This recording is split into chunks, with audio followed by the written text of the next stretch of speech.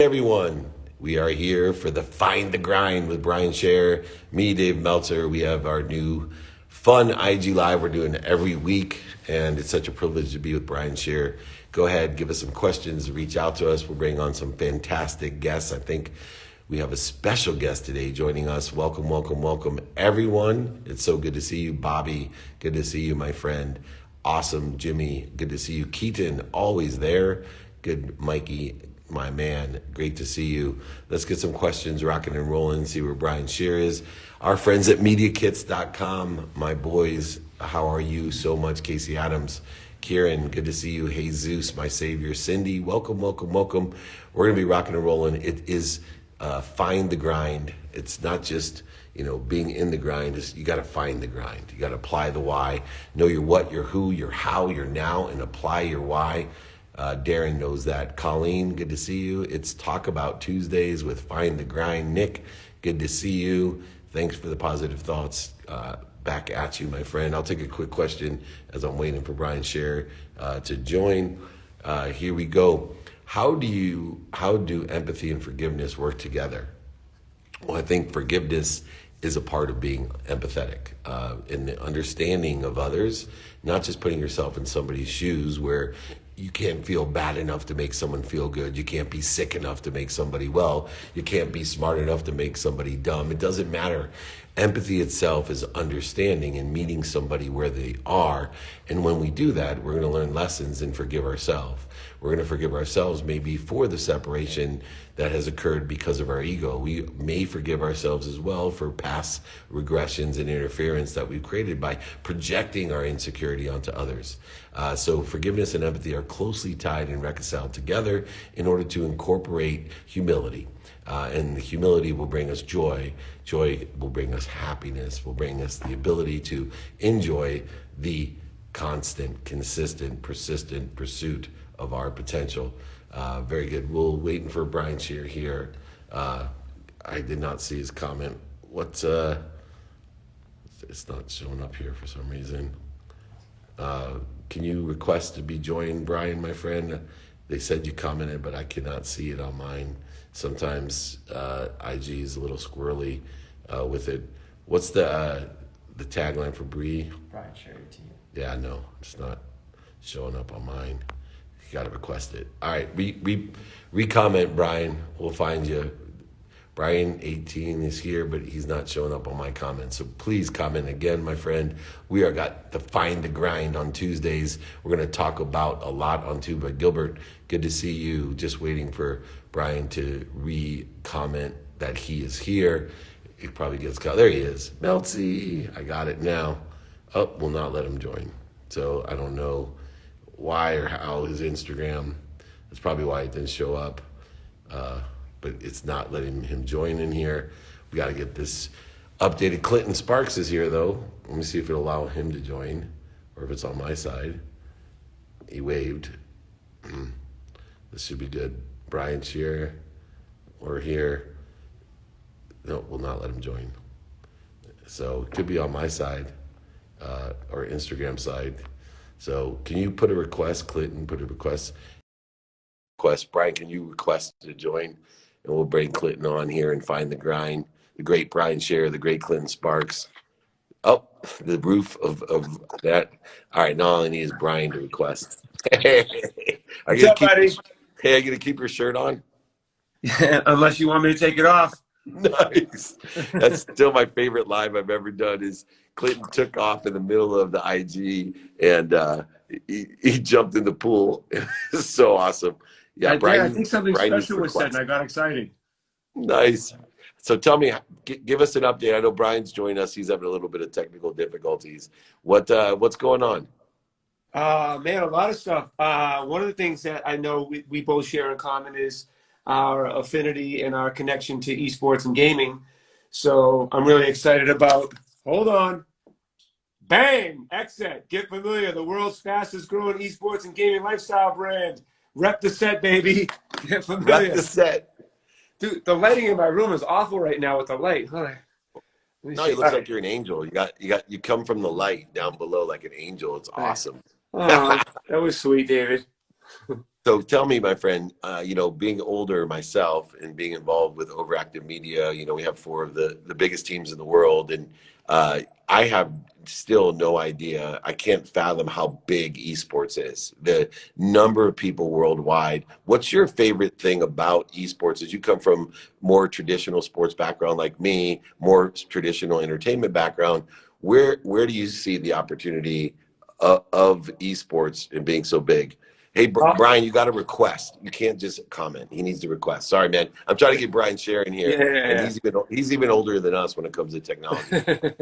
uh, Dude, I think, more so than just esports, the whole gaming side, as if some of the people may not know that are watching that, gaming generates more revenue than the movie and music industry combined. So, getting into the gaming space was a dream for me because it was an industry that my brain was built for, meaning that it's limitless. There's so many opportunities. And, as you know, for over 4 years now, I've been kind of leading the way of merging and colliding different cultures together by bringing music, fashion, and art into the gaming space.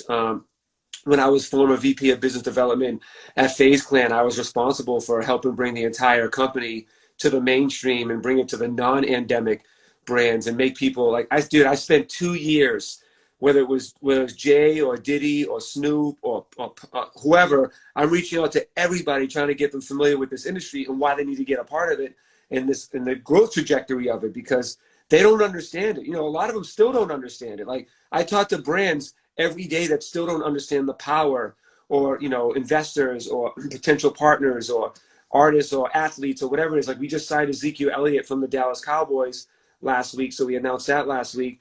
But yeah, there's a lot of people that still don't understand how massive this community is of hundreds of millions of kids around the world that are part of gaming. And one of the op-eds that I wrote that was published was I think the title was "How Gaming is the New Hip Hop." And I talk about how gaming is a new way out of the hood because, traditionally I come from the hood. So the things for us to get out is sports and music. Those are two things that we have dreams that if we can win at that, we can get out of here. Gaming is a whole nother space that the hood's not being kind of shown. Making $100,000 a month playing video games. So, as far as the growth trajectory, the possibilities, not even just being a gamer. You can be a manager, you can be a scout. Like there's so many things to do in the gaming space. And I think another thing that people get caught up on is, well, I'm not a gamer. So I'm not interested. I don't know how to get involved. I'll give you an example. Rick Ross. I'm talking to Rick Ross. Yeah. Yeah. Yeah, but dude, the same thing I'm going to say that I said to Rick Ross, it applies to you. But you already know this. But like Rick Ross, I'm convincing him and he's like, hey, yo, Sparks, my gaming days are past me. And I'm like, dude, I'm not trying to make you Julian Edelman. I'm showing you how to be Robert Kraft, right? So like, Yeah. that's the thing. Like, you don't have to be a player. You don't have to be an avid gamer. You don't have to be grinding out for 12 hours a day to get into the gaming space. It's not just for gamers. The gaming industry is for people like yourself, for people like me, people that understand marketing, strategy, bringing cultures together, business. And that's why I'm excited about being a part of it. And that's what's up, Jake. Your boy. Yeah, let me tell you something. Let me tell you something, David. Everybody needs a Jake Fleshner, right? I need a Jake. Yeah. I need a Jake Fleshner. You got it. Everybody, I wish I could clone him. That'd be big money if I could clone that kid. He's amazing. So let me share my story with you real quick about gaming because I went to the Cleveland Cavaliers Golden State Championship Game 7 when the Cavs upset what may have been the best regular season team of all time. And my son, who was 6 at the time, looked at the Oracle Arena and said, Dad, they sold out Oracle for the League of Legends Championship. And I said, dude, they didn't sell out the arena. They had millions of people watching on Twitch online. He looked at me and he said, no, Dad, they sold out. I looked at my head of media, who was in his late 20s. He goes, Dave, they sold out. I've said, how can I be a leader, a sports executive? How can I be a leader in marketing and advertising for over 35 years in sports, right? And not know they're selling out arenas for some sort of sport. Right, and so right. I didn't believe either of them. I then luckily started manifesting, right? So, these amazing people like Meta World Peace, The Weeknd, all these guys call me and say, hey, let's be original investors, initial investors in what was Splice. It was a team, the Toronto franchise. Yeah. So you talked about being Robert Kraft. That was exactly went through my mind. I'm like, holy crap. I've dreamed of owning a team. Someday this team is going to be so big. Well, now that's turned into, Bell and Rogers and millions, and now over $1 billion valuation. We're building an arena in Toronto. It's the best investment I've ever made. I still don't know how to play anything but Madden. In the golf, I play Tiger Woods, but more importantly, it is a business, like you say, and you're the king of crossover, which is why I want to bring Brian Shear in here too, because he's been in the crossover business forever. I'm accepting him right now. I see there's more crossover possibilities with gaming and gamers than there was ever in hip hop, sports. There he is, the king of crossover. What's going on? Hey There he guys, is. how's everybody? What's up, Brian? Amazing. Hey, great to see you, bro. How you doing? Good. How are you? I'm great. Thanks for joining us. Hey, of course. Thanks for having me, guys. One thing there's somebody in the comments that made a comment that I want to address, if you don't mind, David. Somebody said, no disrespect, but this is something for people that have high net disposable income. And I think, let me tell you something. In almost every industry, that's the biggest misconception that everybody has. I mean, I don't know about you guys, but I was homeless. I lived in my car. I was broke. I didn't have no money. I grew up poor. And I made it to where I am now. So when somebody says, oh, it's easy for you to do these things because you have money now. No, I have money now because I did the things that I'm telling you to do, right? So I didn't get rich. I wasn't born into money. And now I'm like, guys, you should do this thing. And you're looking at me like, well, it's easy for you to do that because you have money. I didn't have money. I have money because I did the things that I'm telling you to do. So you should listen to me when I talk, listen to David when he talks, listen to Brian when he talks, because we didn't come from money. We had to work our ass off to get to the place that we're at now. And now we are giving you the game so you don't have to go through as much bullshit as we went through to get to where we are right now. So you got to get familiar, guys.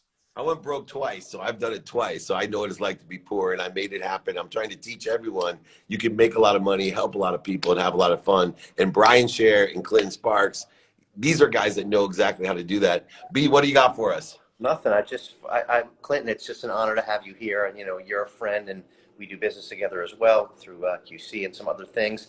I had a question for you. I mean, I was just, I know who you are and what you do, and I just sort of, when I Googled you earlier and wanted to see the whole 360.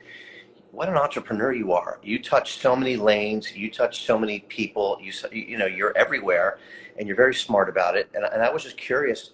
When you wake up in the morning and you need to find the grind every morning, how do you decide where you want to allocate your attention each day? The biggest question I get is kind of similar. This is like one of the similar questions I get throughout my entire career, right? Even coming up in the music business, people say, when do you sleep? How do you do so many things? And I used to look at them and think like, how do you not? You know what I mean? How do you have dreams and goals and want to be at the top? And question somebody that puts in the amount of work that I put in, right? And it's like, I wake up excited every day. And I know this kind of sounds a little like hokey pokey and stuff, but like, right. I literally, working and doing dope shit excites me. So thinking of great ideas, being able to collaborate with other great thinkers, being able to have an idea and then actually work through it, make it a reality, and then execute it is like my dream every day. And I make that dream a reality every single day. Right? So I don't sit around hoping and thinking about things I want to do or things I wish I could be a part of. If I want to do it, I do it. If I want to find out who David Meltzer is and be his friend, I reach out to David Meltzer to become his friend. If I want to work on a television show, Brian Shear, I write a television show and I call my friend T.I. and I say, you should executive produce this. He says, yes, calls Brian Shear, and we go meet with Doug Ellen. You know what I mean? So like, that's how, and now again, somebody in here could be like, well, we all don't know T.I., Clinton. Well, neither did I. You know what I'm saying? Like, I didn't know him either. He's a guy a black dude from Atlanta. I'm a white dude from Boston. You can't get any more opposite, right? So how did I become friends with a guy like that? Because I said I'm going to, so I did.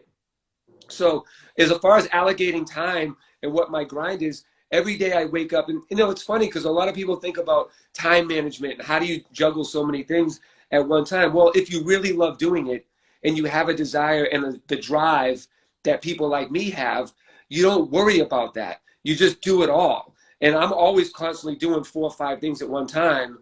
And that's just how I operate. So when I was young, people used to ask me, what do you want to be when you grow up? And I used to think to myself, why do I only have to pick one? Well, You know, Clinton, it's so interesting because you wrote that book, you know, how to make it big in the music business, but I've applied it to every business. It's a Bible for me. I love the book. But even more importantly, you know, I met this guy, Tay Sweat, who you may or may not know, and he drives a Lamborghini. And I was kind of anti-exotic car guy because I thought you're buying things for the wrong reason to impress people you don't like. But he came up with a saying that I stole from him, and it reminds me of both of you guys. When you're super successful, you know, people ask you, how'd you do it? Well, I didn't do it through hip hop. I didn't do it through athletics. You know, I did it through books. I did it through asking for help. I did it through teaching. And so when people see all the cool shit that I own and you own and Brian owns, you know, I think it's important because I see all three of us as people that did it through books, through asking for help, and through helping others or elevating others. I definitely didn't do it through We're not books. celebrities, man. We're celebrants. We're celebrating other people. How Yeah. important is it to ask for help, though? You talk about doing it yourself. You didn't do it. You made it happen, but you asked for a lot of help along the way. Well, no, so I might be an anomaly because I wasn't, as much as I champion finding mentors and learning from those that have done the things you're trying to do so you can learn the mistakes and when to pivot and all those types of things. I learned, you ever see Slumdog Millionaire? Hell yeah. So you know how he had the answers to the questions because he'd reflect on his life. So like that was my life. I lived like 10 lives before I was even 20. So like, you know, from living in the hood to then moving to the suburbs to being too white for the black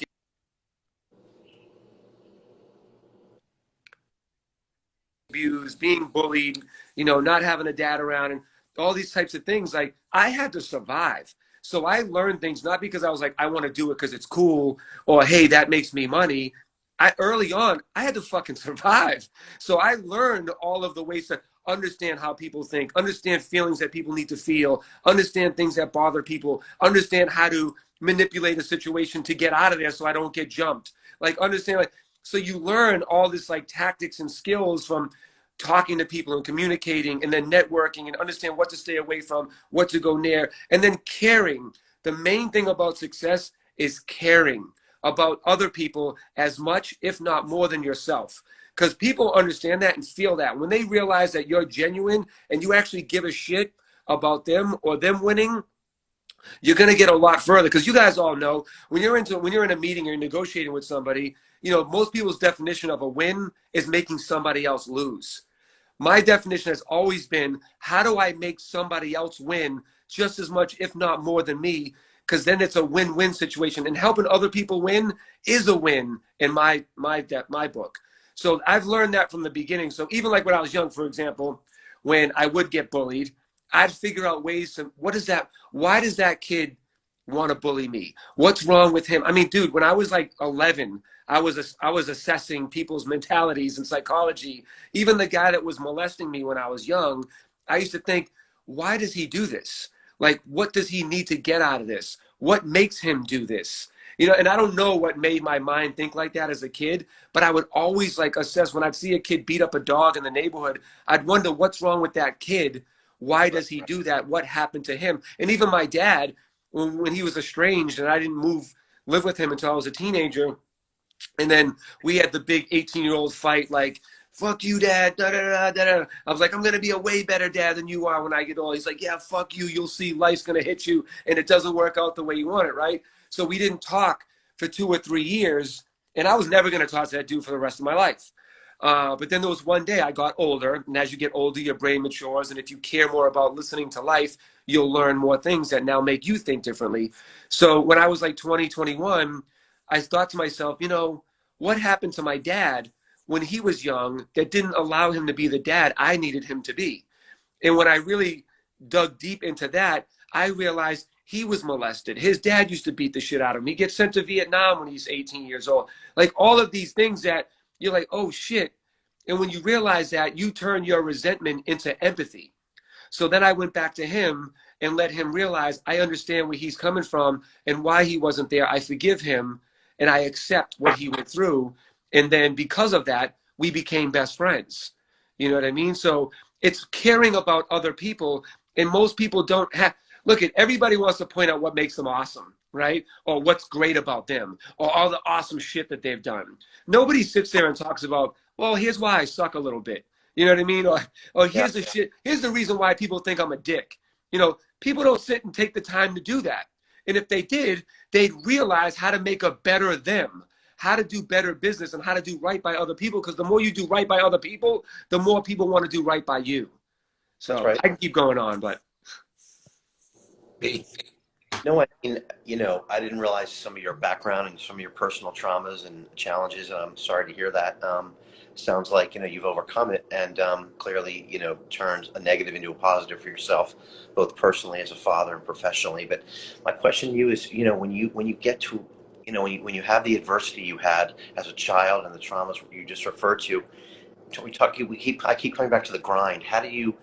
What made you, how did you, what was the moment where you said fuck it to that life or to that holding on to that story and grinding into the next phase of your life? I think it was developed. Well, I know it was developed because of my sense of not feeling like I mattered. Mm. Right. So because I didn't have the love that a kid should have when they're young, because I didn't have the acceptance, because I was bullied, because I felt like a loser and I never fit in and I wore Bobo clothes because we couldn't afford anything. I think it was there's a theory I came up with and it's called, look, Dad, I hit a home run. Right. So it's like, I think I had that kind of syndrome my whole life where even to this day, I'm an overachiever and overworker because I always feel like I have to prove that I'm worthy enough for you to like or be Mm. friends with or do business with. So I outwork everybody around me, which is another problem. You would think that's a good thing and people would cherish that or celebrate it, but more often than not, people get intimidated by it or offended by it because you're doing their job better than they are and they think you're trying to take their spot. But in my case, I don't care who hits the home run as long as we win the game. If I got to hit all the home runs, it's all good. I'm still going to champion all of us. I don't have Look, at ego and greed are the two things that kill everything. If you can delete ego and not be greedy, you're going to fucking skyrocket. But when you have ego and greed, it creates quicksand and you can't get deals done. You can't communicate well. You can't build businesses because you're stopping and going because of your ego and greed getting in the way of you making great decisions that's in the best interest of everybody and not just yourself. So the direct answer is I still, and will probably have till I die, inside me, the little kid Clinton that feels like I need to make David feel like I'm worthy of being friends with or being on his IG live. David already feels like Clinton's great. You know what I mean? Clinton, I love talking to Clinton, but yet I still feel like every day the slate gets cleaned. Every day I got to prove myself worthy to be considered again. That's just how I operate.